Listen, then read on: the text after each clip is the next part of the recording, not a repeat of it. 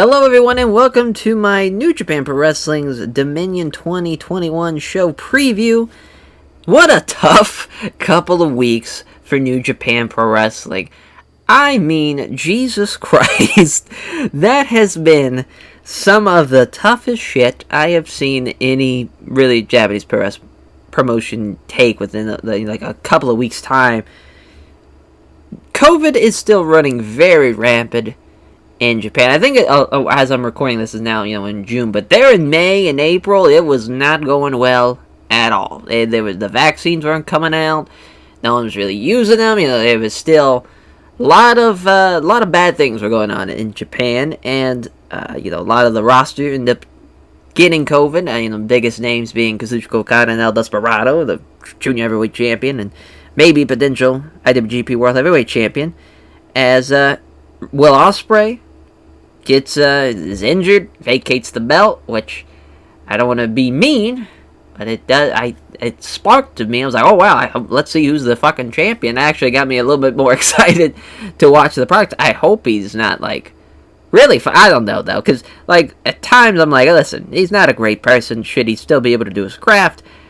And I was like, maybe not, but maybe it shouldn't be from this way, where injury takes him away. Maybe he just willingly steps away. But for this card, it's funny that this is still called New Japan Dominion 6-6 in Osaka-jo Hall, when it's obviously now going to be on the 7th. It's got postponed. And also, obviously the Wrestle Grand Slam and the Tokyo Dome show that was falling back-to-back, well, not back-to-back, but within the relatively short time span, also got postponed because of COVID. So this has just been quite the month and a half has New Japan had. But, Japanese pro wrestling as a whole has, in my opinion, really been down in the dumps compared to, All Japan's doing okay. Actually, All Japan's doing fairly well. I think All Japan out of the big three of All Japan, New Japan, I feel like they're doing the best out of the three. Nozawa continuously shoots himself in the foot with booking decisions. Why turn Masaki Amiya and Katsuhiko Nakajima? Why? Why break them up now? And why, I get it, alright, it's going to be the first cage match in Noah history, and I'm sure by the time you watch this, I think that show already been run, but, you have the cage match, and the loser loses his hair, and goddamn it, Nozawa. I was cool with him and Kaito having that hardcore match where Kaito got just a bloody fucking mess, because I just think that sometimes that you can add character with that one, kind of that type of, the quote-unquote, pretty boy Kaito Kiyomiya, the ace of Pro Wrestling Noah, gets into a fucking blood war with Nozawa. It was kind of crazy of a match. I personally was a fan of it, but obviously that's the people that are Pro Wrestling Noah purists and want to see just Japanese pro wrestling. They probably didn't like that, but I was like, it could add to the character, and it could be something that could be used forward. But really, his decisions, it started with Axis. When he turned Axis and just broke them up, which actually turned into a hell of a match with Katsuhiko Nakajima and Go Shiozaki, and also the Go Shiozaki Championship title reign was incredible. But since that happened, since Go dropped the belt to Kaiji Muto, Pro Wrestling Noah has been quite the slump. But, I'm sure Japan as a whole will recover, and they'll take care of COVID-19, and they'll get their vaccines, and they'll, it's just, with Japan, I really wish Japan didn't have to do the Olympics. It just, when they postponed it, they should have just been like, let's just not, let's not have it again. Which, I get it. It's so much money has been put into the Olympics. They made a whole new national stadium. It's going to fit, I think, over 100,000 people. I think it's supposed to fit. It's just going to be a ginormous place, and I can only imagine how much yen they've put into that stadium to build, and it's obviously politically, and it's a big, endorsement being, running and being hosting of the Olympics. It's a big deal. It's a big ticket, but I don't feel like it was worth it with, all that's happened in Japan over the past time. This has just been a tough time for Japan, but hopefully they'll bounce back, and I think they will. It's going to take some time, and it's tough. They should not do the Olympics. I'll say that right now. I know I think thousands of volunteers for the Olympics have already quit. It's just, why? No need to risk getting COVID-19 for just volunteering for the Olympics. It's not worth it. But for this card, back onto New Japan Dominion. It's a 5-match card. It's got the vacated IWGP World Heavyweight title matchup. Kazuchika Okada, Shingo Takagi. What a goddamn match. Got the co-main event, Kota Ibushi, Jeff Cobb. That's a hell of a match. Then you got the Junior Heavyweight title matchup, El Desperado, and then the undercard with a 6-man and then 10-man tag. So we'll start with the 10-man tag of Chaos and Hiroshi Tanahashi taking on Bullet Club as Sho, Yoshihashi, Tomohiro Ishii, Hiroki Goto, Hiroshi Tanahashi taking on Bullet Club team of El Phantasmo, Taiji Shimoi, Chase Owens, Yujiro Takahashi, and Evil. I mean, yeah, this is an undercard match. I love that. I want to say it was this match. New Japan tweeted out something like, oh, look at this all-star lineup. It's like, what the fuck are you talking about, New Japan? Like, sure, yeah, Tanahashi, Goto, Ishii. I'd even throw Ishii more in that category just because of he's been in some legendary tag matches in his day.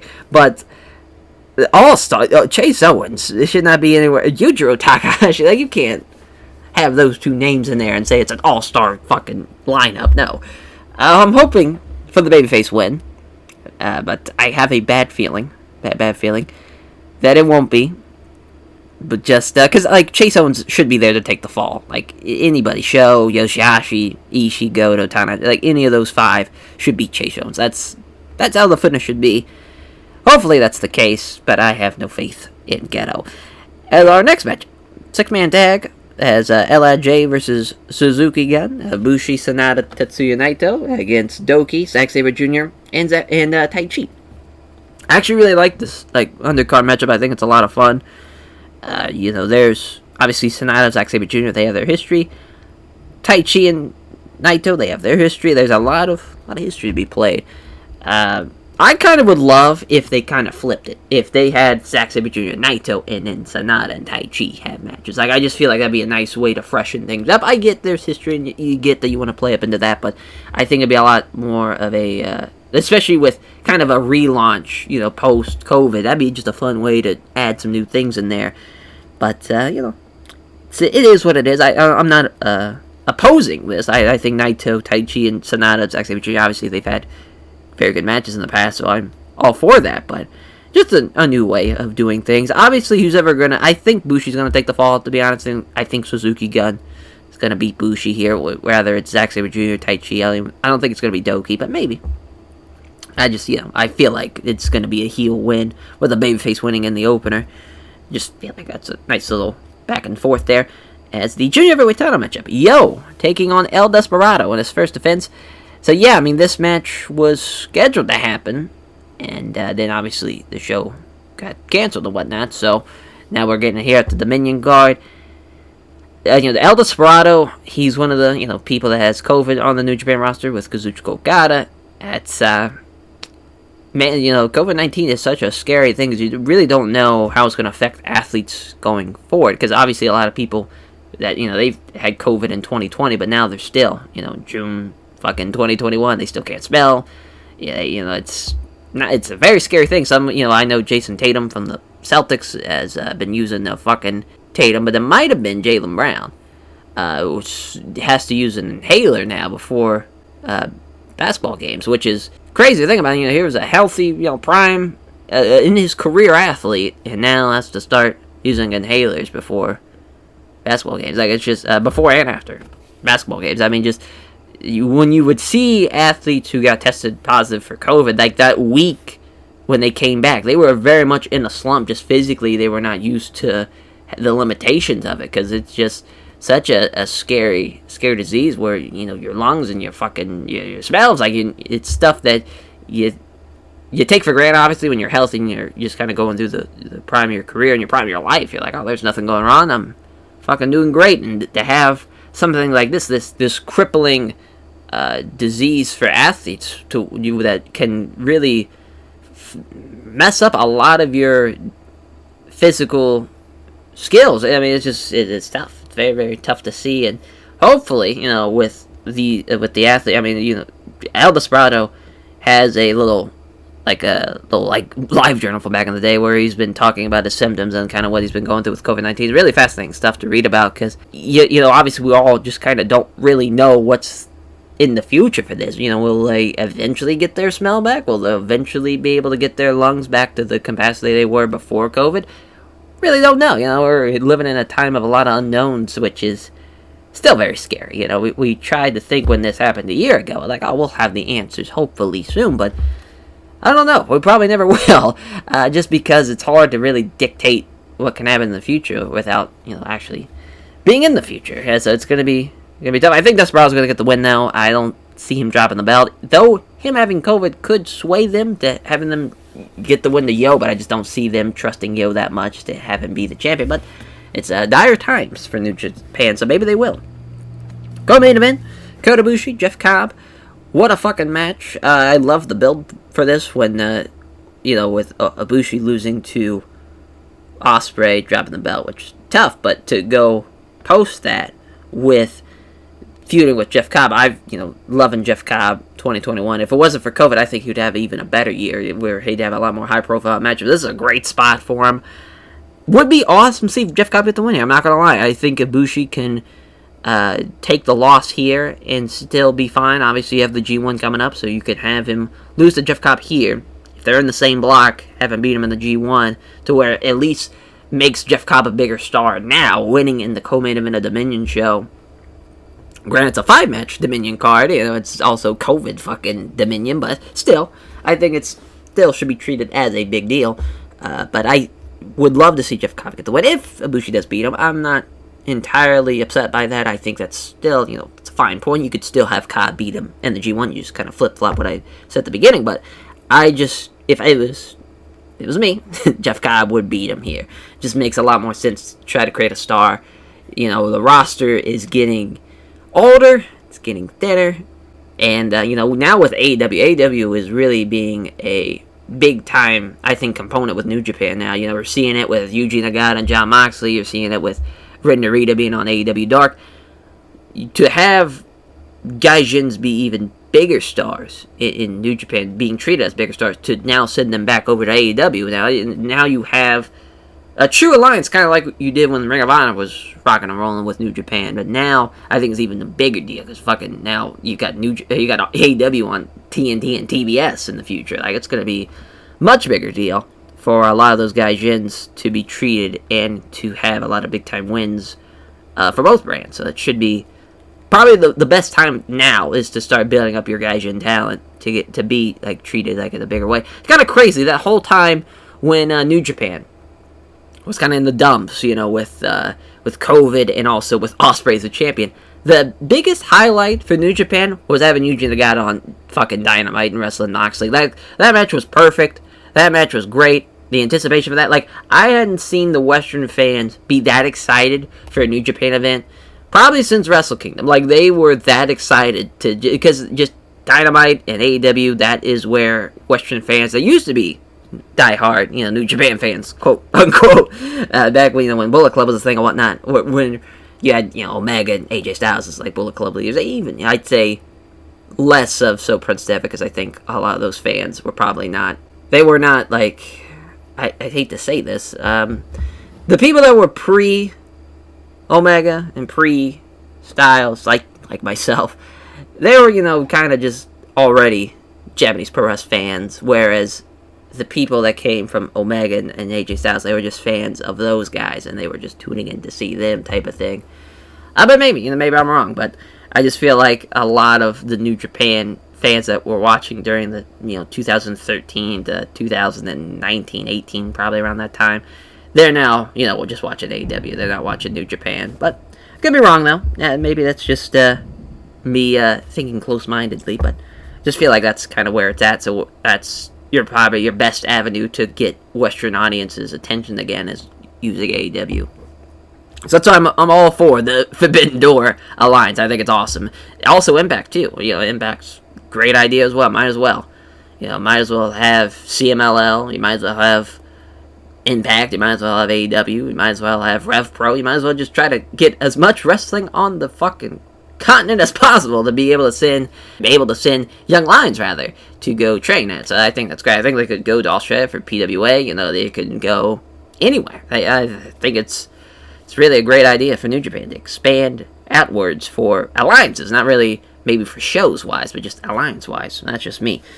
For our main event, for the vacated IWGP Heavyweight Title, World Heavyweight Championship matchup, it's Kazuchika Okada versus Shingo Takagi.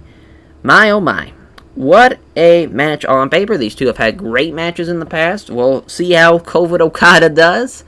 Because obviously he was a hell of an athlete pre-COVID, so it's going to be interesting to see how he does post-COVID now.